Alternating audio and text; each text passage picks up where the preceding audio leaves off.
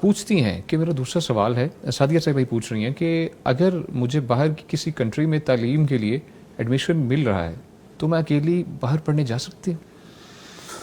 اللہ اکبر، یہ بہت مسئلہ پیچیدہ ہے کہ عورت اکیلی، اللہ کے نبی صلی اللہ علیہ وسلم نے منع فرمایا لا تسافر المرأة الا ومعها ذو محرم منها، کہ جب بھی عورت سفر پر نکلے تو اس کے ساتھ اس کا محرم رشتہ دار، اس کا والد، اس کا بھائی، اس کا بیٹا ہونا چاہیے۔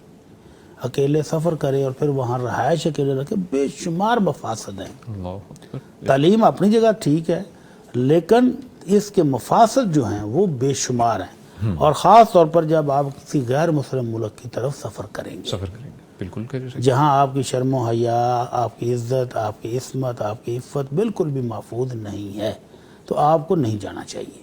اچھا، بالکل، اگر وہ چیزوں کا خیال رکھتی ہے، میں نوجوانوں کو اگر آگے سے جو ممکن ہو، جی آگے سے ڈیبیٹ کرتے ہیں وہ یہ اگر کہتے ہیں ہم رکھیں خیال، نہیں ایسے ڈیبیٹ کرتے اس لیے ہیں کیونکہ ان کا شوق خود کو کہہ رہا ہوتا ہے کہ ہم نے تو جانے جانا ہے، جو مرضی کر لو۔ جی ٹھیک ہے۔ تو ابھی سروے آیا ہے، اچھا سروے، جی کہ جن لوگوں نے ایک عرصہ پہلے غیر مسلم ممالک کی طرف سفر کیا، یہ اتفاق سے ایک بہت بڑے علمی گھرانے کی خاتون نے سروے کیا ہے۔ اچھا، مصر کے ایک بہت بڑے علامہ صاحب کی پوتی ہیں۔ اچھا، وہ کہتے ہیں کہ ہم نے جب بھی دادا ابو سے اجازت مانگی نا یورپ جانے کی، انہوں نے اجازت نہیں دی۔ ہم کوستے رہتے کہ دادا ابو کیا کرتے ہیں، فلاں بھی چلا گیا، فلاں فیملی بھی شفٹ ہو گئی، فلاں بھی شفٹ ہو گئی، آپ ہمیں اجازت ہی نہیں دے رہے۔ تو کہتی ہیں کہ اب تقریباً 50 سال کے بعد مجھے امریکہ جانے کا اتفاق ہوا، میں اپنے ان پرانے عزیز و اقارب کو ملی، تو ملنے کے بعد مجھے بڑی شدید حیرت ہوئی کہ میرے دادا ابو نے ہم پر کتنا بڑا احسان کیا ہے۔ کیا احسان کیا ہے؟ وہ کہتی پھر میں نے وہ لسٹ بنائی، جو لوگ ہمارے آنکھوں کے سامنے یورپ شفٹ ہوئے تھے، امریکہ شفٹ ہوئے تھے، تو جب میں نے ان کی لسٹ بنا کے ان کو رابطے کیے، چیک کیا، سروے کرنے کے لیے، بالکل، تو مجھے پتا چلا کہ ان کی وہ نسل جو یہاں سے شدید پکے مسلمان گئے تھے، وہ تو اپنی زندگی گزار گئے، ان کی آنے والی نسل، پہلی نسل جو تھی، وہ 50% مسلمان نہیں رہے، اور ان کی تیسری نسل جو پوتے ہیں وہ ٹوٹلی غیر مسلم ہیں۔ ان میں سے ایک بھی مسلمان ڈھونڈنے سے بھی نہیں ملتا ہے۔ تو جس تعلیم کے بہانے آپ کا دین ایمان خارت ہو جائے، ویسے تعلیم کی ضرورت ہی نہیں ہے۔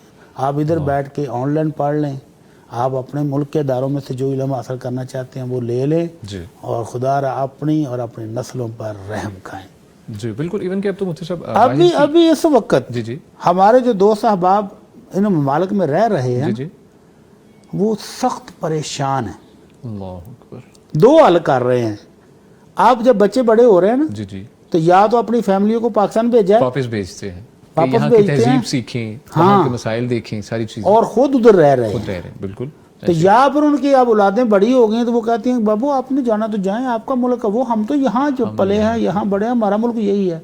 اب نسلیں ہاتھ سے گئی، تو اب وہ تنہا ہیں، اکیلے ہیں۔